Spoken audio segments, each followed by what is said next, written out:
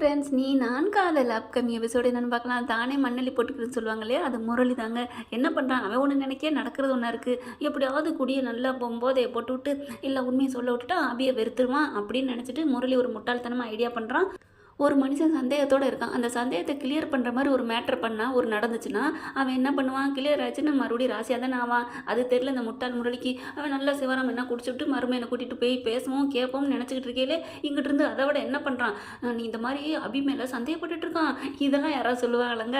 அப்படி சொன்னால் என்ன பண்ணுவேன், ஒரு பெத்த தகப்பேன் எவ்வளவு தான் போதே இருந்தாலும் என் பிள்ளை மேலே சந்தேகப்படாதீங்க அப்படின்னு தானே சொல்லுவான்.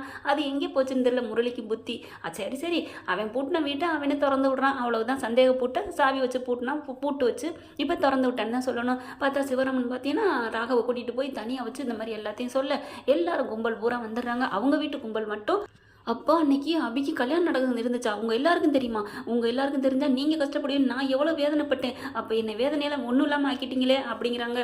அப்போ எல்லாரும் சொல்லியிருக்கணும், கவலைப்படாதீங்க மாப்பிள்ள, நீங்கள் வேதனைப்பட்டதை நாங்கள் உணர்ந்துக்கிறோம், அப்புறம் ஏன் கவலைப்படுறீங்கன்னு சொல்லியிருக்கணும். ஆனால் இவங்க எல்லாரும் சிவராமனத்தானே தண்ணி அள்ளி ஊற்றி வாயா அப்படின்னு கூட்டிகிட்டு போயிடுறாங்க. போகையில் என் பிள்ளைங்க 2 பேருக்கு மேலே எந்த தப்பும் இல்லை, நாங்கள் உங்களுக்காக தான் பார்த்தோம், அஞ்சலிக்கு குழந்தை பிறக்கட்டும் அப்படின்னு தான் நாங்கள் இருந்தோம் அப்படின்னு அபி அம்மா என் பிள்ளைய மட்டும் எதுவும் தப்பாக நினச்சிக்காதீங்கன்ட்டு போயிடுறாங்க.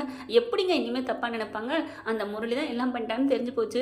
அவங்க பொண்ணு பார்த்து கல்யாணம் பண்ணுற விஷயம் வரைக்கும் அபி ஏன் சொல்லாமல் விட்டாங்கன்னு தெரியல. கதை இழுத்தடிக்கணும்ல, அதுதானே அவங்களோட குறிக்கோள். நேராக வீட்டுக்கு வந்துடுறாங்க. ஃபங்க்ஷன்லாம் முடிஞ்சிருதுங்க. வந்ததுக்கப்புறம் முரளி என்ன பண்ணுறான், இவங்களுக்கு எரியறதுல எண்ணெய் ஊற்றுறாராம். அஞ்சலிமா இந்தாங்க உங்களுக்கு கேட்குன்னு ஊட்டி விட்றாங்க எல்லாரையும் பார்க்க வச்சுட்டு. அப்படியே வெறி ஆகட்டும் அப்படின்ட்டு செம்ம காண்டாரு ராகவ். முரளி என்னன்னு தெரியல, என்ன கணக்கு போட்டு கால்குலேஷன் போடுறான்னு தெரியல, இந்த மாதிரி பண்ணிக்கிட்டு இருக்கான். ஆனால் இவர் வந்து ஓங்கி ஒரு அரை கொடுத்து தட்டெல்லாம் அந்த கேக்கெல்லாம் தூக்கி போட்டு உடச்சி, ஏன்டா பாவி, அபி கல்யாணத்தில் தாலி கட்ட போயிட்டு எங்கள் அக்கா கிட்ட நல்ல மாதிரி நடிக்கிறியா அப்படின்னு அடி தாம்னு அடிக்கிறாங்க. அஞ்சலி இருந்துட்டு பார்த்தீங்கன்னா முரளி இல்லைங்க ராகவை பிடிச்சி, ஏய் என்னடா அவர் உன் மாமாலாம் இப்படி அடிப்பியா, நீ என்ன நினச்ச, அவருக்கு மரியாதை கொடுக்க மாட்டியா அப்படிங்கிற. அக்கா உனக்கு தெரியாதுக்கா, ஒரு விஷயம் தெரிஞ்சால் நீனே அவனை கழுத்தை பிடிச்சி வெளியே தள்ளிடுவ, விரட்டி விட்டுருவ அப்படிங்கிறாங்க. என்னடா அப்படிங்கல. ஆமாக்கா, அவன் அபியை கல்யாணம் பண்ணி ஏமாத்தின மாப்பிள்ளை ஓடி போனானே யார் தெரியுமா, யார், இவன் தான், அந்த முரளி தான் அப்படிங்கிற. என்னடா சொல்கிற, அவங்க வீட்டில் முரளியை ஏமாத்திருக்கான், உனக்கு நம்ம வீட்டே ஏமாத்திருக்காங்க முரளி. ஐயோ இல்லைம்மா அப்படிங்கிறான். அப்படியா நீங்கள் பண்ணீங்க, அட பாவி மனசா துரோகி, நீ இனிமேல் இந்த வீட்டுக்கு இருக்கக்கூடாதுன்னு சொல்லி அடித்து வெளியில் கொண்டே தள்ளுறாங்க. நீ இனிமேல் தேவையில்லை அப்படின்னு சொல்லிட்டு மயங்கி போய் அபி விழுகிறாங்க. ஐயோ என் பிள்ளைக்கு என்னமாதிரி ஆக போதேன்னு பாட்டி கத்த வீடே கலவரமாகுதா. அப்படியே டமான்னு நினச்சி பார்க்குறாங்க ராகவ். என்னாச்சு அப்படின்னு அபி கேட்குறாங்களா.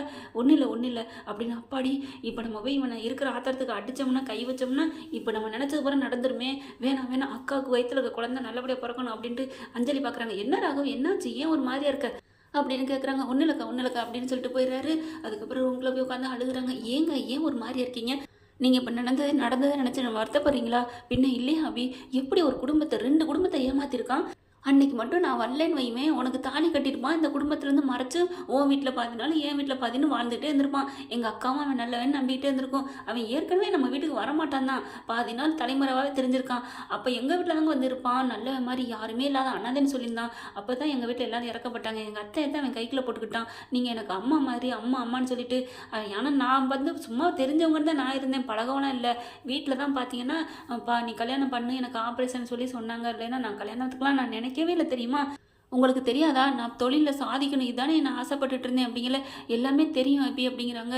ஆனால் எல்லாமே பிளான் போட்டு பண்ணியிருக்கான் பார்த்தியா. ஐயோ என் அக்கா வாழ்க்கையும் போயிருக்கும், உன் வாழ்க்கையும் போயிருக்குமே, நீங்கள் தாங்க எங்கள் வாழ்க்கையை காப்பாற்றணும்னு அதுக்கப்புறம் தாங்க தெரிஞ்சிச்சு.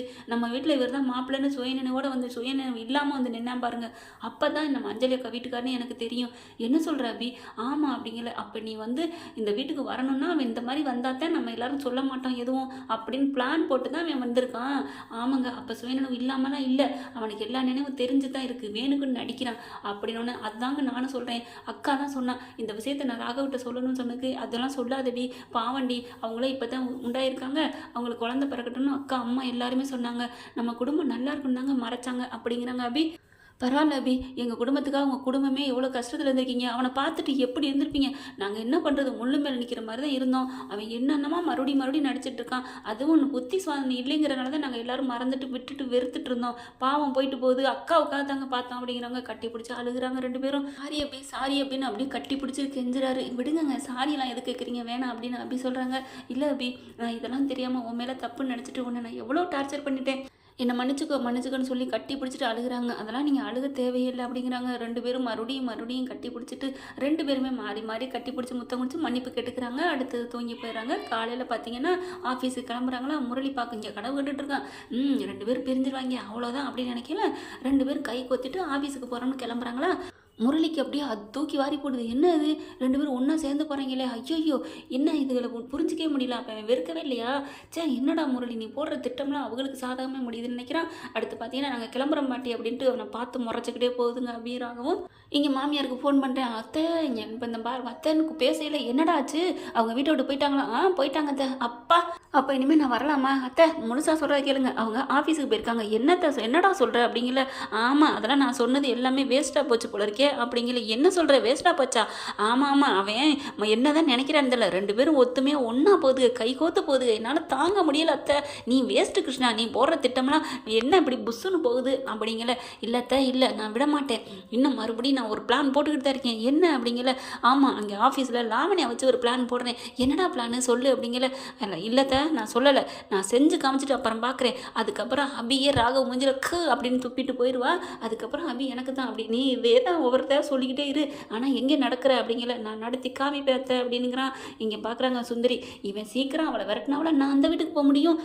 ஓகே ஃப்ரெண்ட்ஸ், பார்க்கலாம். இவன் எவ்வளோ தான் திட்டம் போட்டாலும் ஒன்றும் நடக்க போகிறதில்ல. ஏன்னா அவங்க அந்த சந்தலையை அடிச்சுட்டு பிடிச்சிட்டு இருக்கையிலே அவங்கள ஒன்றும் பண்ண முடியல. இப்போ ஒன்று சேர்ந்துட்டாங்க, இனிமேல் பிரிக்கவா முடியும்? பார்க்கலாம் என்ன நடக்குங்கிறது. இந்த பதிவு உங்களுக்கு பிடிச்சிருந்துச்சுன்னா உங்கள் பொண்ணான கையால் ஒரு லைக்கை போட்டு சப்ஸ்கிரைப் பண்ணிடுங்க. Thank you friends.